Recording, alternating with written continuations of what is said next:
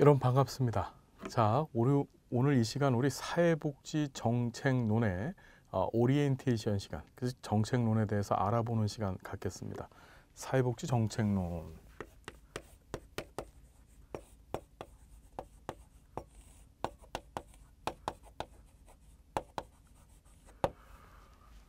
우리가 3교시, 그러니까 세 번째 과목의 첫 번째 영역으로 보죠.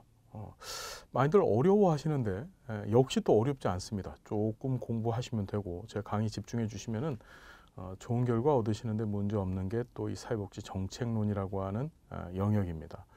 자, 사회복지 정책이라는 게 도대체 뭘까요? 정책은 누가 하느냐? 예, 국가가 합니다. 누가 한다고? 국가가. 정책의 주체는 즉 누가 수행하느냐? 예, 국가가 해요. 누구에게 정책을 펼치죠, 여러분? 예, 바로 국민에게 수행을 하죠. 국민에게.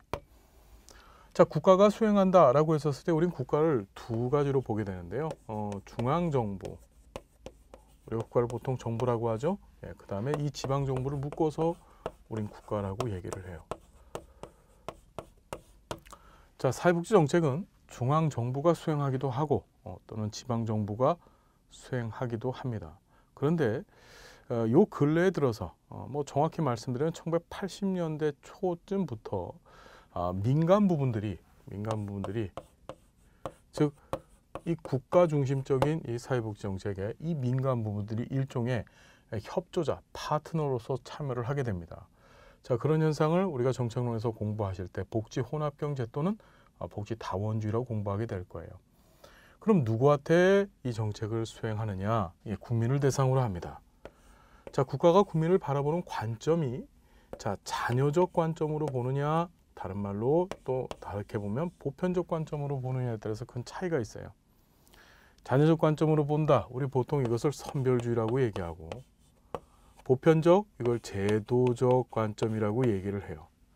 국민들 중에서 특정 어려움 사항에 빠져 있는 국민들만 골라내서 그들 대상으로 정책을 펼 것인가, 아니면 전체 국민들을 다 대상으로 펼 것이냐에 따라서 어떻게 선별적 또는 보편적으로 우리가 복지 정책을 구분할 수가 있다. 이것도 구체적인 내용은 공부하면서 우리가 다뤄보게 될 겁니다. 이때 이 국가는 국민들로 하여금 뭘 얻었냐? 국민들에게 바로 공권력이라고 하는 강력한 힘을 부여받았습니다. 일종의 권력이죠.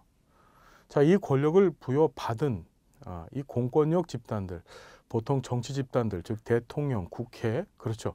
이런 정치 집단들은 자신들이 갖고 있는 무엇을 사회복지 정책 관련된 이념 체계들을 그 국민들한테 어떻게 적용하게 됩니다. 그걸 우리는 사회복지 정책이라고 얘기하는 거예요. 다시 정책을 정리한다면은 바로 뭐죠? 국가, 즉 중앙정부나 지방정부가 국민을 자녀적, 다른 말로 선별적, 보편적, 다른 말로 제도적.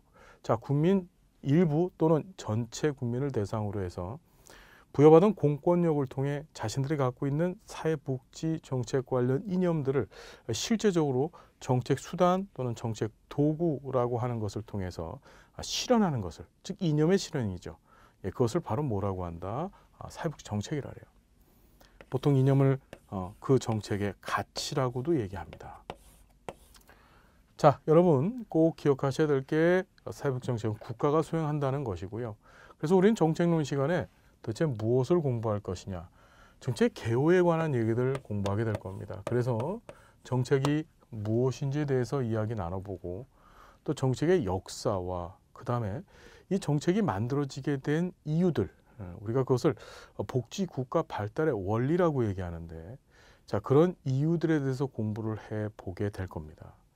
그리고 두 번째로 정책의 과정들을 공부하게 될 거예요. 정책 과정, 사회복지 정책이 어떤 순서에 의해서 형성되어지는가.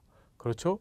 사회복지 정책은 일종의 사회 문제가 발생하고 이 사회 문제가 이슈화가 되어지고 이슈화된 사회 문제가 의제화, 즉 공론화되기 시작하면서 이것이 어떻게 이 사회 문제를 해결하기 위한 정책 대안이 만들어지고 이 대안 가운데서 특정 정책을 결정하는, 즉 선택하는 정책 결정이 이루어지고 그 정책이 집행되어지며 마지막에 그 정책을 평가하는 일련의 과정들을 우리가 공부하게 될 것입니다.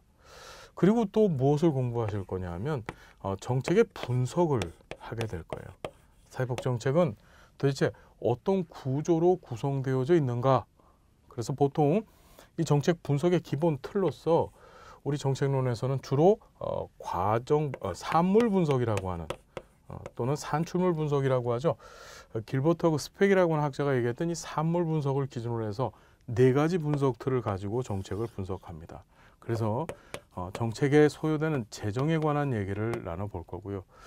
자, 그리고 그 정책의 재정들이 어떤 기준에 의하여서 국민들에게 배분되어질 것인가, 즉 할당에 관해서 또 이야기를 나눠보고, 그리고 정책을 통해서 국민들에게 제공되어지는 급여, 즉 국민들이 실제로 무엇을 받을 것인가에 관한 얘기를 나눠보고, 이것을 과연 국민들한테 어떠한 절차에 의해서 줄 것인가, 즉 딜리버리 시스템이라고 불려지는 이 전달 체계에 관해서 또 이야기를 나눠볼 겁니다. 자, 마지막으로 우린 정책론에서 뭘 배우냐 하면 현재 실제로 우리 국가가, 우리나라 정부가 수행하고 있는 이 정책의 궁극적 목표, 즉 사회보장의 세부적인 방법들을 공부하게 될 거예요. 그래서 정부의 빈곤정책, 그 다음에 정부의 사회보험정책, 그리고 사회 서비스 정책에 대해서 우리가 공부를 해볼 겁니다. 정책론은 이런 모양으로 구성되어져 있어요. 여러분, 정책론 이제 후반부 요쯤 가면은, 즉 사회보장에 관한 얘기를 공부하면서는 사회복지 법제론에서 공부하신 내용과 매우 유사한 것들을 많이 공부하게 됩니다.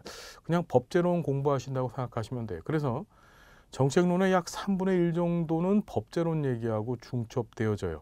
이 얘기 뭐죠? 정책론 공부 잘 해놓으시면 법제론 공부가 그만큼 수월해질 수 있다는 얘기가 될 겁니다.